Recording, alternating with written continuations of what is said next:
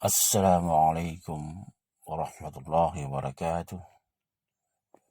Innal hamdalillah nahmaduhu wa nasta'inuhu wa nastaghfiruh wa na'udzu bihi min syururi anfusina wa min sayyiati a'malina. May yahdihillahu fala mudilla lahu wa may yudlilhu fala hadiya lahu. Asyhadu an la ilaha illallah wahdahu la syarika lahu wa asyhadu anna Muhammadan 'abduhu wa rasuluh. بلغ الرسالة وأدى الأمانة ونصح الأمة وكشف الغمة وجاهد في سبيله حق جهاده حتى أتاه اليقين صلى الله عليه وعلى آله وأصحابه وأزواجه وأتباعه الذين آمنوا ولم يلبسوا إيمانهم بظلم أولئك لهم الأمن وهم مهتدون. أيها الإخوة والأخوات، إخواني وأخواتي في الله، kaum muslimin dan muslimat, mukminin dan mukminat di mana saja Anda berada, rahimakumullah. Jumpa lagi dengan kami Irham Amal Tumagola dalam tausiah singkat menjelang subuh. Kali ini kita akan mengangkat sebuah topik tentang seorang tokoh yang sangat monumental yang namanya disebut dari zaman ke zaman, tidak ada henti-hentinya. Tokoh kita kali ini adalah beliau yang disebut, yang digelari, yang disematkan langsung oleh Allah dengan predikat Khalilullah.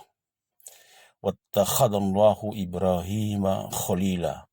Allah menjadikan Ibrahim sebagai khalil. Apa itu khalil? Khalil adalah gambaran seorang hamba yang begitu dekatnya, begitu tunduk dan patuhnya, pasrahnya kepada Allah Subhanahu wa taala dan menerima ridho dengan semua keputusan yang Allah tetapkan dalam hidupnya, apapun ketentuan dan takdir yang Allah tentukan untuk dia.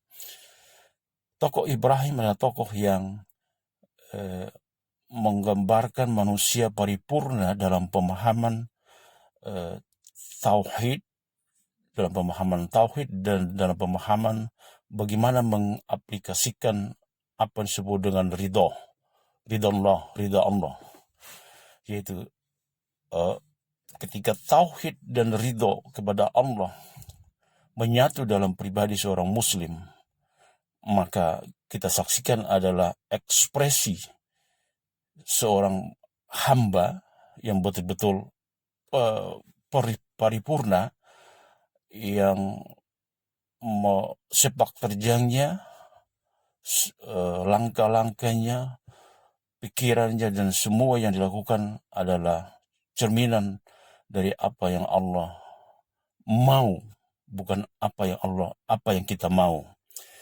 Ibrahim dalam salah satu episode hidupnya adalah kita kenal peristiwa yang besar yang diabadikan dalam Al-Quran, yaitu ketika beliau berhadapan dengan tokoh Jabbar saat itu, Jabbarin, tokoh yang bengis yang mengklaim ketuhanan. Dialah Namrud, Al-Mal'un juga. Ketika Namrud kalah dalam perdebatan dengan Ibrahim, perdebatan mengenai ketuhanan, dia kalah, dan Al-Quran menggambarkan dengan fabuhita alladzi kafar. Terdiamlah si kafir ini, si Namrud, tidak bisa lagi berargumen ketika berhadapan dengan Ibrahim, di mana terjadi dialog. Dia berikan Al-Quran, yaitu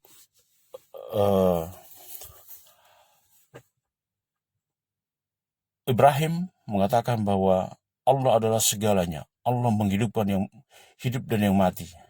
Lalu Namrud mengatakan, ana uhyi wa umit, saya pun bisa menghidupkan dan mematikan. Caranya, dihadirkanlah dua pesakitan, dua orang terhukum, yang satu dihukum mati dan yang satu dibiarkan hidup. Itulah pemahaman menghidupkan dan mematikan menurut logikanya Namrud.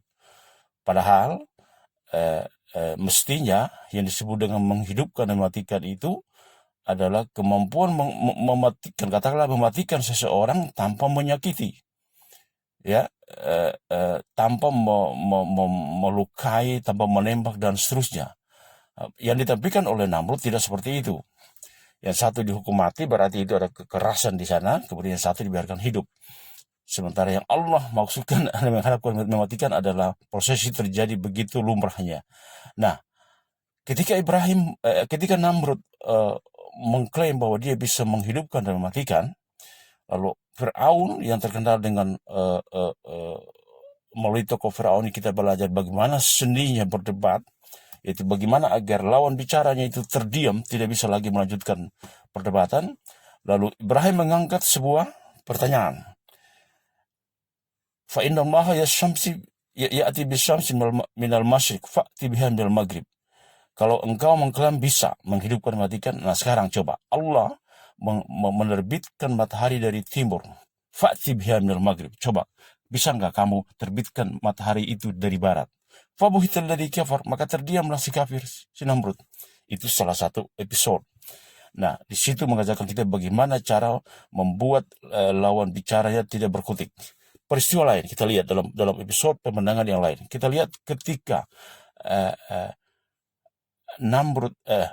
ketika Ibrahim diputuskan untuk dihukum dengan cara dibakar hidup-hidup, dan dibakarnya itu saking besarnya diameter api itu sehingga Ibrahim harus diletakkan dalam sebuah alat yang disebut dengan menjenik. Menjenik itu alat yang pelontar. Jadi karena saking besarnya itu api, akhirnya Namrud dan orang-orang juga bingung bagaimana cara meletakkan Ibrahim di tengah. Akhirnya dia dilempar. Nah, ketika dia di dalam keadaan kritis seperti itu, kita lihat bagaimana tauhid dan ridho telah sampai pada puncaknya.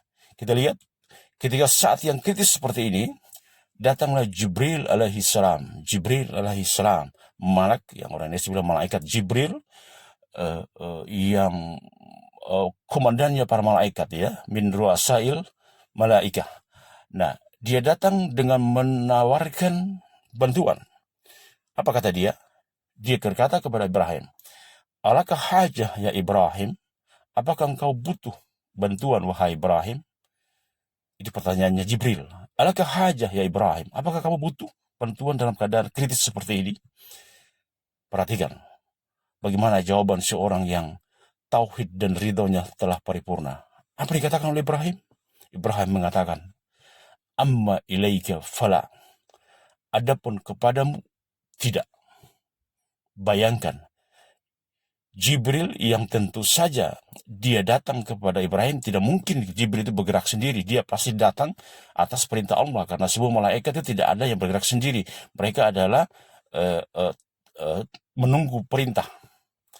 Ya, kapan saja Allah perintah mereka lakukan tanpa pernah membantah. Jadi Jibril datang kepada Ibrahim tentu saja atas perintah dari Allah, itu pasti.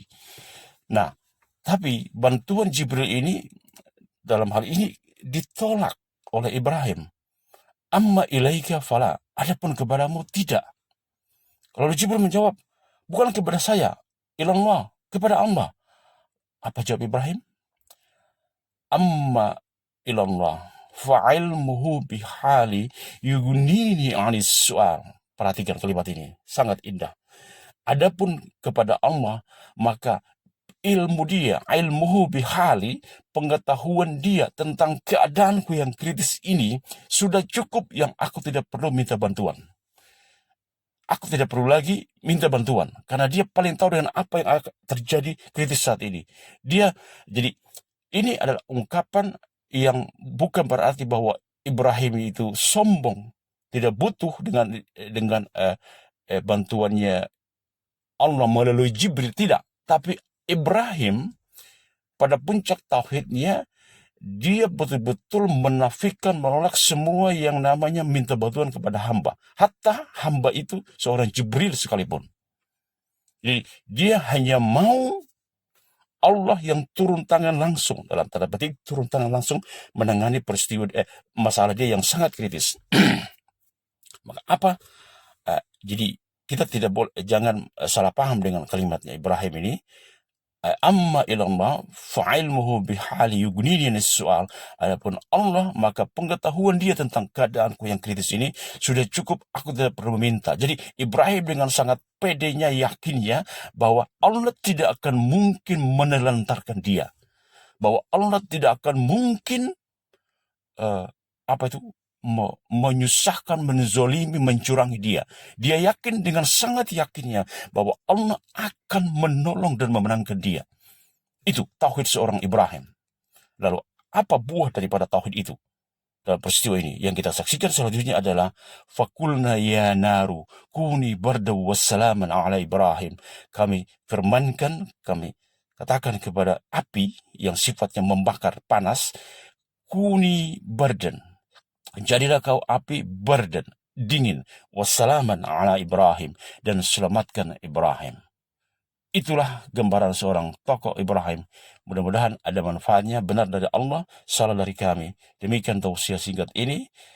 Kita tutup dengan kafaratul majlis. Subhanakallahumma bihamdik, asyhadu an la ilaha illa anta, astaghfiruka wa atubu ilaik. Assalamualaikum warahmatullahi wabarakatuh.